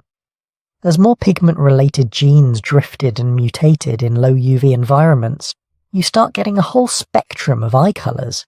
Green, hazel, grey, eyes that change in different light, eyes that seem to hold the colours of the landscape itself. Forest, sea, storm clouds. All of this was happening while those same populations were dealing with another problem, staying warm. In the tropics, long limbs and lean frames help shed heat. But in the north, heat is something you hoard. Here, a different package of traits begins to show up in skeletal remains. Bodies get a little stockier, more compact, arms and legs slightly shorter relative to the torso, more like a thermos than a radiator. This isn't random. It's what biologists call Bergmann's and Allen's rules. In colder climates, animals tend to be bulkier with shorter extremities to reduce the surface area through which they lose heat. Your Ice Age ancestors didn't read those rules, they embodied them. Even their faces told a cold climate story, the nose especially. In bitter, dry air, breathing is dangerous. Too cold, too fast, and the delicate tissues of the lungs can be damaged. So in populations living in cold, dry environments, selection seems to have favoured narrower, more projecting noses. Longer internal airways that could warm and humidify the air before it reached the lungs. In warmer, wetter climates, this isn't as crucial. Wider noses are fine, even useful for moving more air quickly. But in the north, the nose became a built-in climate control system, a tiny biological furnace and humidifier sitting right in the middle of the face. So now, around that Ice Age fire, you can begin to see the pattern. Lighter skin, filtering scarce sunlight, eyes that sometimes gleam blue or green, bodies that are slightly shorter, stockier, noses tuned to cold, dry air. These traits didn't always appear together. A stocky build could exist with dark eyes, a light eye colour with a broader nose. Evolution isn't a tidy designer, it's a tinkerer. Different genes, on different chromosomes changing at different times, under overlapping but not identical pressures. But because these traits all made sense in similar environments, they often travelled through the same populations, not as a single northern race, but as a loose bundle of adaptations, what you might call a northern package. Hair joined in too. In high latitude Europe and parts of Western Eurasia, new hair colours began to appear. Just as with eyes, the changes were about pigment, this time melanin in the hair shaft. A mutation here, in a gene like MC1R, and the balance between two types of melanin shifts. Less of the very dark eumelanin, more of the reddish pheomelanin, and suddenly someone is born with hair the colour of embers rather than coal, red hair. Change the balance another way, lessen pigment overall, and hair becomes honey-coloured, then truly blonde. Fine, pale hair catching the low sun like straw, like the last light before winter dusk. These colours probably began as rare accidents, just like blue eyes. Do they have a clear survival advantage? Maybe, maybe not. In places with very weak sunlight, less pigment in the hair and skin might have slightly improved vitamin D production. But many researchers think the story here leans more towards sexual selection, unusual traits standing out in small populations, where every face is familiar and difference can become desirable. Imagine a world with no artificial lights, no screens, no neon signs. The brightest, most colourful thing you see all winter might be another human being. In that world, hair the colour of autumn leaves, or eyes the colour of ice on a deep lake, might have felt almost magical. And once a trait becomes desirable, even for purely social reasons, evolution pays attention. People who carry those traits might have more mates, more surviving children, and slowly, over thousands of years, those once rare mutations become common in certain regions. But it's important to remember, none of this was inevitable.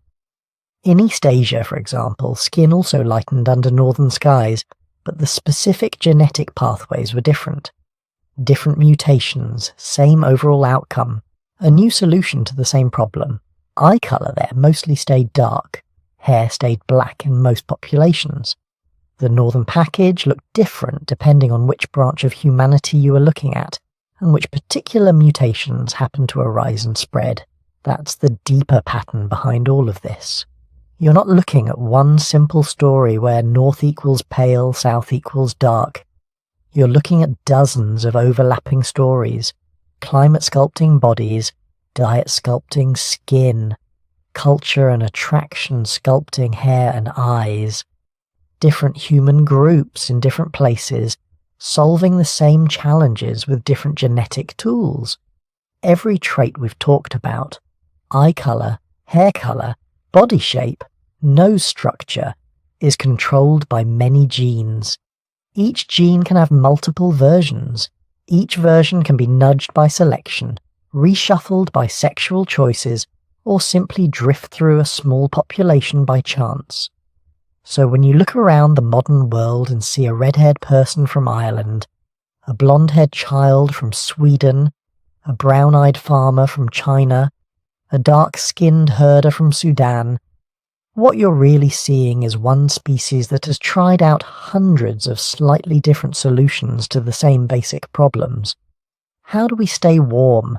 How do we protect ourselves from the sun? How do we get the vitamins we need? How do we choose each other? Underneath it all, the same bottlenecked, crisis-tested human brain. The same 46 chromosomes, including that fused pair inherited from a tiny population that almost vanished 800,000 years ago. The same capacity for language, for cooperation, for storytelling. But on the surface, infinite variation. And here's the quiet, sleep-friendly secret in all of this. These visible differences are recent, very recent. Most of the traits we think of when we picture northern or European or cold adapted likely reached high frequencies only in the last 10,000 or so years, some even more recently. For the vast majority of our species' history, we all looked more alike than we do now. The northern package is just one of many late experiments, an add-on, a patch, a local update applied to a very old human operating system. Lighter skin in the north, darker skin in the tropics, blue eyes near the Baltic, green eyes around the Caspian, red hair pockets in Western Europe, stocky frames in Siberia, long limbs in East Africa, each one a quiet response to wind, sun, cold, food, and the mysterious ways humans choose partners. Put it all together, and the message is simple and strangely calming. Humans are adaptable, ridiculously adaptable. Our bodies are flexible stories, rewritten by climate and culture and time. Your own face, your own skin, your own eyes and hair are a chapter in that story. A trace of ice and sun, hunger and abundance, danger and desire, carried forward through thousands of sleeping ancestors all the way to you. And as your breathing slows and your own eyes grow heavy, you can imagine those ancestors, dark-eyed in Africa, blue-eyed in Europe, brown-eyed in Asia, blinking up at the same sky, trying to survive one more winter, one more dry season, one more storm. Their adaptations kept them alive. Their survival made you possible. Fast forward to almost now. The ice ages have come and gone. Agriculture has risen and spread. Cities glow at night where mammoths once grazed.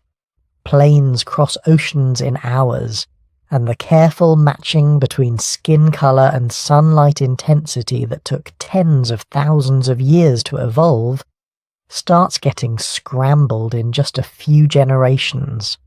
For most of our history, people tended to stay put. Your ancestors might move a few valleys over, maybe follow herds a few hundred miles, but the sunlight where they lived, the UV radiation pouring down on their skin, stayed broadly the same for thousands of years. Evolution had time to tune their skin pigmentation to those local conditions. Dark where the sun was brutal, light where the sun was weak. Then, very recently, everything changed. Ships started crossing oceans, empires expanded, trade routes turned into migration routes. People from intensely sunny homelands found themselves living under grey northern skies. People whose ancestors had evolved in misty, low UV climates moved to fierce tropical coasts. In just a few centuries, the slow dance between climate and skin colour was thrown into chaos. Imagine a map of the world at night glowing with city lights. Now imagine another map layered on top of it, showing where your skin expects to be, based on your ancestry. If evolution had its way, dark skin would cluster around the equator, fading gradually as you move toward the poles. But the real map now is different. Dark-skinned families in Stockholm, pale-skinned families in Brisbane, mixed heritage kids everywhere, their genes carrying UV histories from half a planet away. Our bodies are still running software written by ancient sunlight. But we've changed the hardware, our environment, almost overnight. Take Australia. Especially places like Queensland. It sits under some of the strongest UV radiation on Earth. For tens of thousands of years, the Aboriginal peoples of Australia evolved deep, protective skin pigmentation that worked beautifully with that extreme sun. Then, in the last few centuries, large numbers of very light-skinned Europeans arrived. Skins that had been shaped for the cloudier skies of Britain, Ireland, and Northern Europe found themselves under a blazing, unforgiving sun their melanocytes were never built to handle. The result? A skin cancer experiment, running in real time. In high UV regions like Australia, New Zealand, and parts of South Africa, fair-skinned populations have some of the highest rates of skin cancer ever recorded.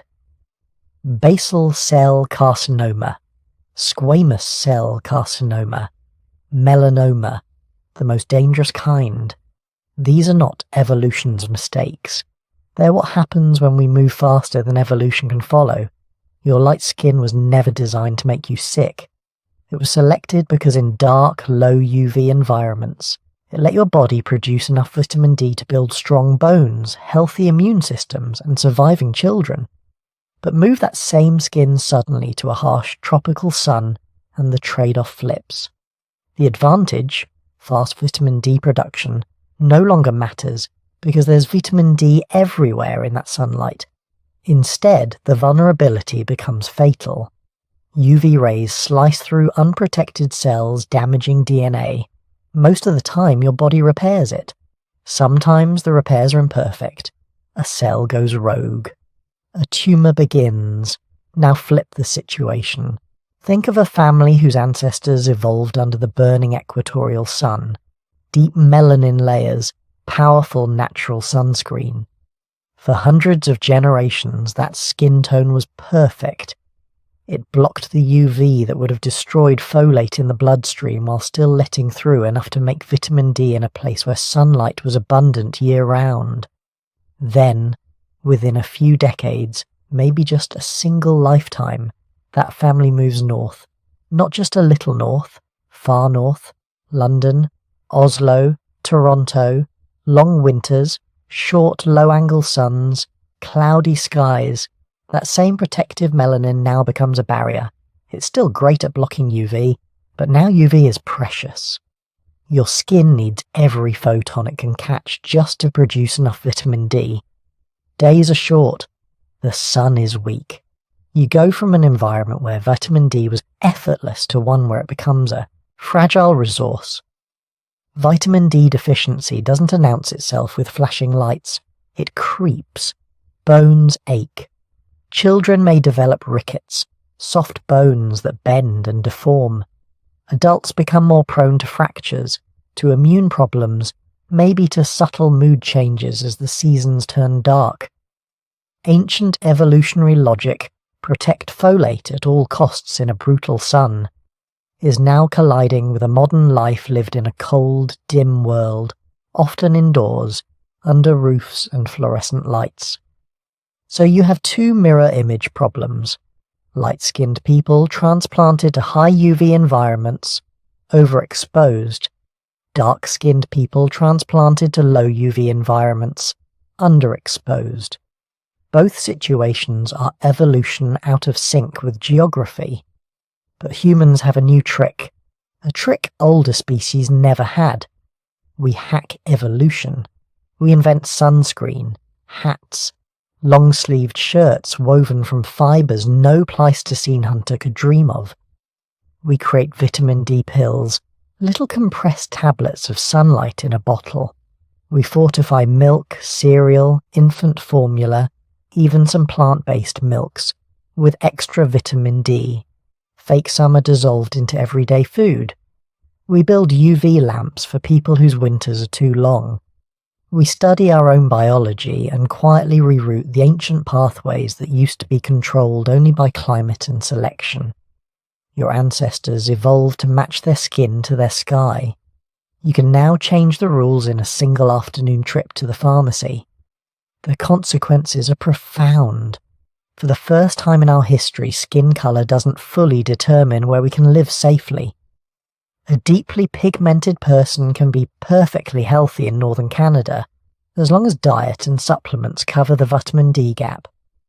A very light-skinned person can live for decades under tropical sun if they shade, cover and screen their skin from excess UV. Technology has turned evolution's slow compromises into adjustable settings. But evolution hasn't stopped. It never stops. Every generation, new mutations appear.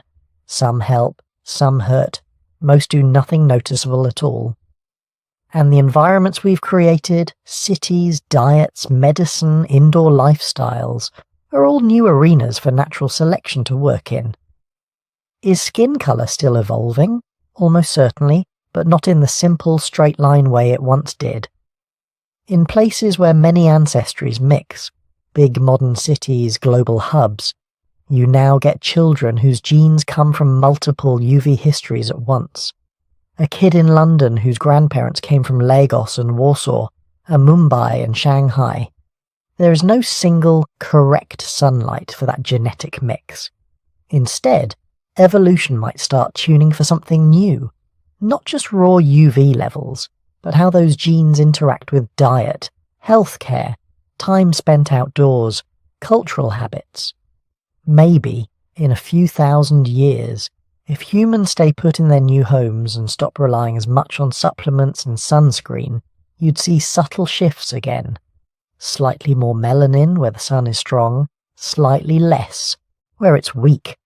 But with global travel, intermarriage across continents, and powerful technology, natural selection on skin colour is now competing with cultural selection, with conscious choice. Parents move for jobs, for safety, for love, not for UV levels. Doctors prescribe vitamin D drops for infants and sunscreen for toddlers on the beach. Public health campaigns nudge behaviours in ways evolution never anticipated. The old rules, dark near the equator, light near the poles, still describe the deep past. They no longer describe the future as cleanly. And this is where understanding the story really matters. When you know that skin colour is, at its core, an ancient negotiation between sunlight, vitamins, and survival. The way you see it changes. It stops looking like a rigid category, a fixed label pinned to people. It starts looking like what it really is, an evolving, adaptable, exquisitely practical solution to local problems. Dark skin is not better or worse than light skin. It's a high melanin strategy that worked brilliantly in high UV environments. Light skin is not better or worse either. It's a low melanin strategy that made life possible in places where the sun barely shows its face in winter. In a world without ships, planes, or electric lights, each tone was a masterpiece of adaptation. The modern world just shuffled the deck. Now, neighbours on the same street may carry skin tones that remember very different suns. Your co-worker's melanin might be tuned for equatorial intensity, yours for foggy northern coasts, someone else's for high mountain plateaus or temperate forests. Standing together at a bus stop under the same sky, you are all carrying different evolutionary memories of light. Technology lets us smooth over the mismatches, but it can't erase the story. And knowing that story changes how we think about diversity. When you look at your own skin in the mirror, you're not just seeing a colour, you're seeing a map, a record of migrations your ancestors made, climates they endured, nutritional crises they solved, disease pressures they survived. Each freckle, each shade, is an echo of old sunlight falling on old landscapes. When you look at someone else's skin, you're seeing a different map, a different set of migrations and solutions, not a hierarchy, a library, a collection of answers to the question, how can a human body live here? In the past, those answers were largely locked to place, dark near the equator, light near the poles. Now, in airports and subway cars and university classrooms, all those answers mingle. The Amazon and the Arctic Circle ride the same train. The Sahel and Scandinavia sit next to each other in school. And instead of letting those visible differences divide us, we can treat them as clues. Evidence that we are a species built to adapt, to survive, to spread into every corner of the planet. Evidence that the boundaries we draw, us and them, light and dark, are shallow compared to the deep, shared history written beneath every shade of human skin. As you lie there, maybe in a darkened room lit only by a small screen, your own skin is quietly doing its work. Melanin molecules absorbing stray photons, vitamin D pathways humming along, supported by food or supplements or last week's time in the sun. Layers of adaptation, ancient and modern, working together. The old world tuned our bodies to specific skies. The modern world lets us carry those bodies anywhere. Adaptation met migration, evolution met technology. And out of that meeting came a world where the colour of your skin still tells a story about where you come from, but no longer dictates where you can go. So after all of this, after bottlenecks and migrations, ice ages and sunshine, genes switching on and off like tiny molecular light dimmers, what does skin colour actually mean? Biologically, it means one thing. It tells you how much ultraviolet radiation your ancestors' skin had to manage. That's it. Not how smart they were, not how kind or brave or creative, just how much sun their bodies has to solve a very specific problem for. If your ancestors lived for tens of thousands of years under brutal equatorial sunlight, they needed heavy-duty protection. Dark skin loaded with melanin acted like natural sunscreen. It shielded folate in the blood, protected DNA, reduced the risk of skin cancer, and kept developing embryos safe.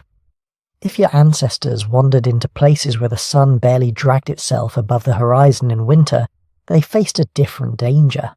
Not too much UV, but too little. They needed to squeeze every last photon of sunlight into vitamin D. Their lighter skin was like opening the blinds wider. Less melanin meant more UV getting in, faster vitamin D production, stronger bones, healthier pregnancies. So when you look at someone's skin, what you're really seeing is a climate report, a UV history, a record of how much sunlight their lineage has negotiated with over the last 40,000, maybe 50,000 years. In evolutionary terms, that's yesterday. For most of our existence, every human walking the earth had dark skin, deep brown, rich in melanin, tuned for the high UV world of Africa where our story began. The first people who looked anything like white Europeans. They're a recent twist, the result of a few mutations that spread rapidly when our ancestors started farming in cloudy northern skies. Ancient hunter-gatherers living in Ice Age Europe. Many of them likely had dark skin and light eyes, or some other combination that doesn't fit our modern boxes. The sharp colour boundaries we imagine today didn't exist. They're new, they're fragile, they're still changing. But our brains love boxes, they love categories, so we invented one, race. We told ourselves that skin colour, hair texture, facial features, all lined up neatly into a handful of discrete types. We gave those types names, we attached stories to them. Stories about ability, about worth, about who belonged and who didn't. The trouble is, biology didn't cooperate. When geneticists look at humans, they don't see crisp lines, they see gradients, blends, smooth transitions across continents, like colours bleeding into each other on a watercolour map. Walk from the equator to the Arctic, step by step, village by village, and what you see isn't a set of sudden jumps from race to race. You see a slow shift in skin tone, facial features, body proportions, hair types, all adjusting to local climates, diets, and histories. A continuous fabric, not a quilt of separate pieces. There is variation, of course. Real, visible, measurable variation. But when you zoom in at the level of DNA, that variation behaves very differently from the way our social labels suggest. Two people from the same race can be more genetically different from each other than either of them is from someone in a different race. Most of the genetic diversity in our species, around 85 or 90% of it, exists within local populations, not between them. What we call race captures a thin slice of surface traits, mostly tied to climate adaptation, and then inflates their meaning until they feel like destiny. Underneath all those surface differences, the numbers tell a very quiet, very simple story. All humans share about 99.9% of their DNA. That tiny 0.1% accounts for everything we can see. Tall or short, curly hair or straight, dark skin or pale, green eyes or brown.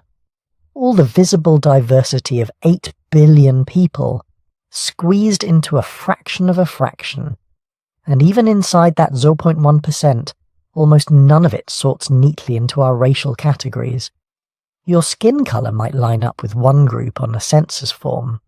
Your lactose tolerance might line up with another. Your immune genes, your smell receptors, your ability to handle high altitude or digest certain plants. Those might trace to ancestors scattered across continents you've never seen. Your body is a mosaic assembled from thousands of ancient experiments, hundreds of migrations, dozens of small survival stories.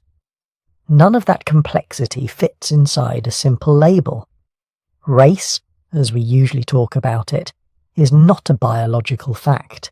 It's a social invention built on top of a few real biological trends. There are patterns. People whose ancestors lived in West Africa tend to cluster genetically more closely with each other than with people from East Asia. People from Northern Europe tend to share more recent ancestors with each other than with people from the Pacific Islands. But if you try to draw hard boundaries, evolution laughs at you. Where exactly does Europe end and Asia begin in DNA? There is no single answer. The borders wobble, blur, dissolve under scrutiny. Every line you draw is part science, part politics, part history. The truth is gentler and stranger. We are one continuous family that never really stopped moving.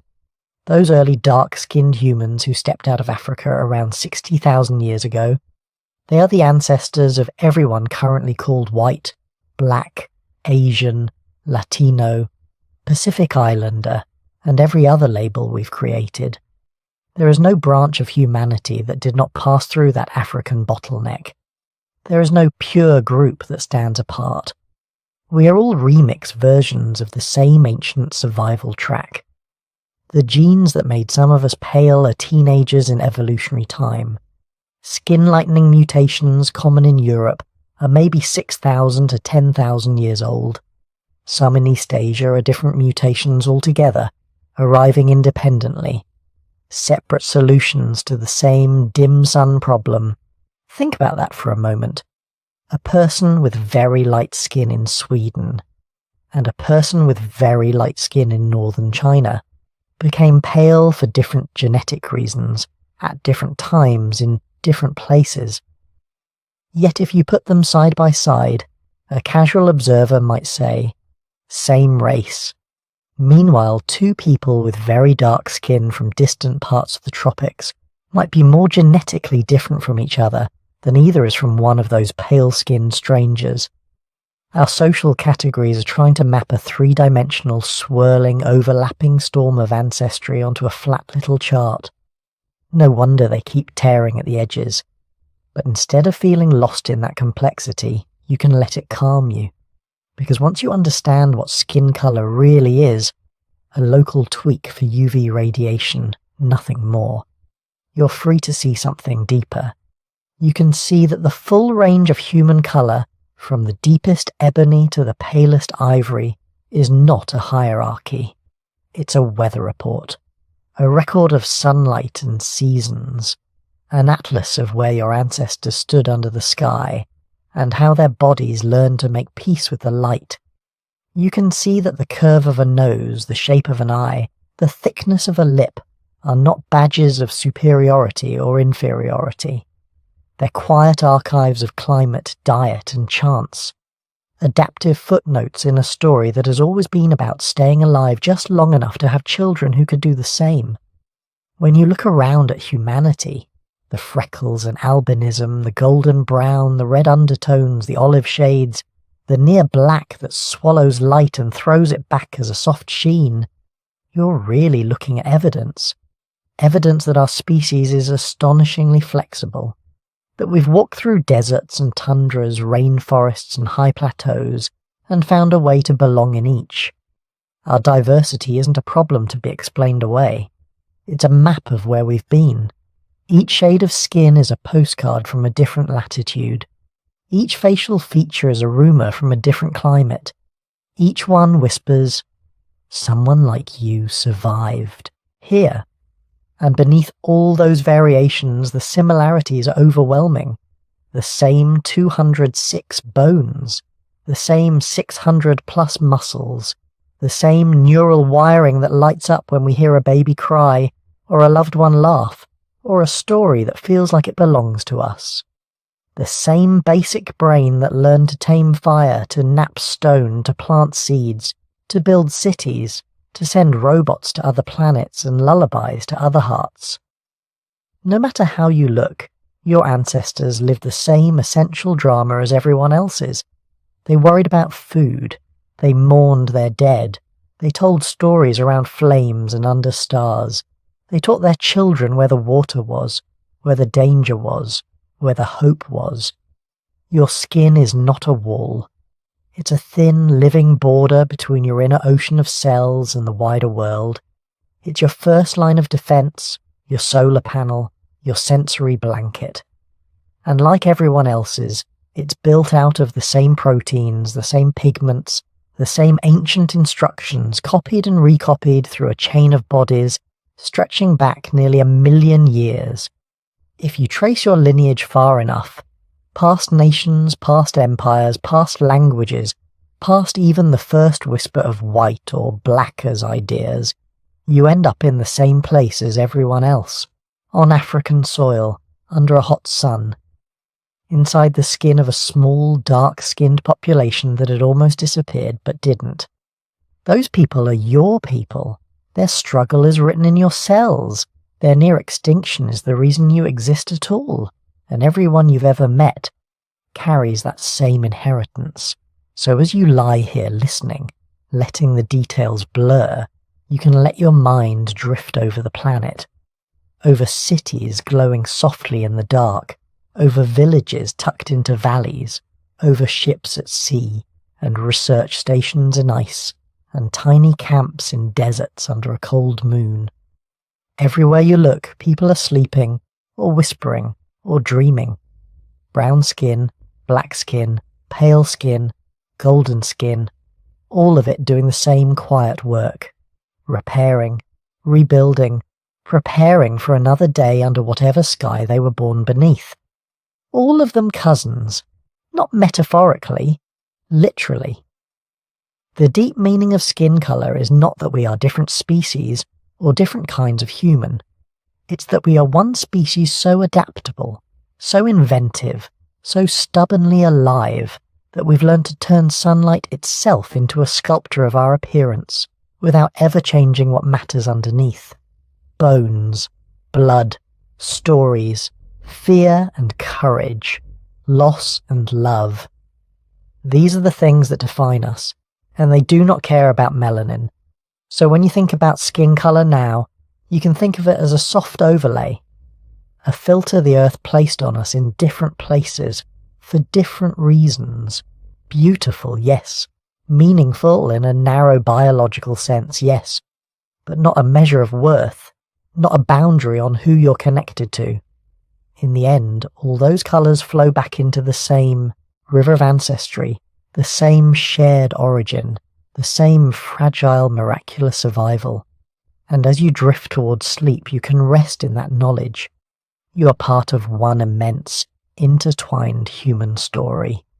Your skin is just your chapter's cover art. The book beneath is the same one everyone else is carrying, so here you are, lying in the dark or in the glow of a small screen, at the very end of a story that started long before there were screens, or cities, or even words. 300,000 years of human history, and all of it is written quietly in your skin. Tonight we've followed that story from its beginning, from small bands of dark-skinned humans under the fierce African sun, to scattered survivors of ancient climate disasters, to explorers stepping cautiously into new latitudes where winters were long, skies were grey, and sunlight was suddenly rare and precious. We watched as bodies changed slowly, generation by generation. Melanin shields that once protected against burning equatorial light began to thin in the north. Mutations that let in a little more UV, made just enough vitamin D, kept a few more babies alive through the hungry seasons. Those tiny differences spread. They became patterns. They became what we now call white skin, or light skin, or olive, or brown, or anything in between. You're carrying that whole journey on the surface of your body right now. The exact shade of your skin. It's a memory. A record of which latitudes your ancestors stood under, how much sun they got, what foods they grew, which winters they survived, which risks they faced again and again until their DNA bent itself around those challenges. Your skin is not a label, it's not a ranking system, it's an evolved solution to a particular set of problems. A quiet, biological love letter from the past saying, we made it, we adapted, we kept going so that you could be here, breathing in this moment. When you look at yourself in the mirror, you're not just seeing light or dark or in between. You're seeing deserts and coastlines, glaciers and grasslands, You're seeing ancestors huddled around fires, tracking the seasons, noticing when the sun came back, adjusting their lives and their bodies to match the sky. And when you look at anyone else, anywhere on Earth, you're looking at another survival story. Another path through the same 300,000-year maze. Maybe their people stayed close to the equator and kept that deep protective armor of melanin. Maybe they drifted into northern forests or stormy islands, or high mountain valleys where Denisovan genes still whisper instructions for breathing thin air. However different you seem on the surface, you're both carrying the same ancient bottleneck, the same fused chromosome, the same long improbable chain of lucky births, one human family, 1,000 different ways of wearing the past. If this journey kept your mind gently busy while your body relaxed, if it helped you drift a little closer to sleep while still feeding that quiet curiosity inside you, you might want to hear more stories like this. Soft, slow history. Big ideas told in a way your nervous system can handle at midnight. If you'd like that, you can tap like on this video. It helps other wandering, sleepless brains find it too. You can subscribe so you don't miss the next slow trip through deep time. And when you're awake and feel like sharing, I'd love to know, where are you listening from tonight? Which part of the planet is cradling you while you fall asleep with all this ancient history in your head? Let me know in the comments when you have the energy. If you want to go one step further, there's also an option to join the channel as a member. That kind of support helps me keep making long, careful videos like this, but it is completely optional. Your presence here, your attention, is already more than enough. For now, you don't have to remember any of the dates or the names. You don't have to hold on to the technical details about vitamin D or melanin or ancient migrations. You can just let it all blur a little, like footsteps in the sand as the tide comes in. Just this one thought is enough to take with you into sleep. Every cell in your body is proof that your ancestors were good enough at living, good enough at adapting, good enough at loving, protecting, and hoping, all the way from the African night sky to wherever you're resting now. Different shades, different stories, one continuous line. As your breathing slows, imagine all those lines weaving together around the globe like faint glowing threads in the dark. Billions of people, billions of journeys, all tracing back to the same small, frightened, determined groups who refuse to give up. You are part of that. You always were. Let your eyes grow heavy. Let the story keep going without you for a while. The sun will rise on the same shared planet tomorrow, painting the same spectrum of human skin with the same light. And you can drift off knowing that, under everything, we are one extended family, still adapting, still learning, still here,